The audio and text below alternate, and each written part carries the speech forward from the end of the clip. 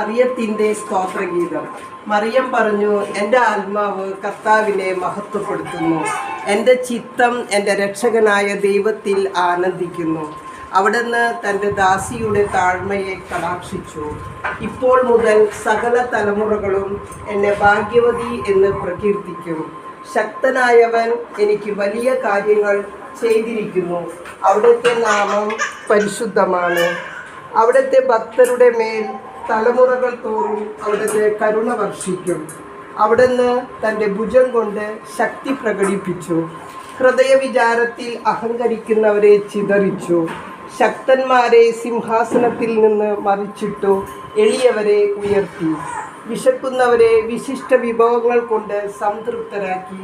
സമ്പന്നരെ വെറും കൈയോടെ പറഞ്ഞയച്ചു.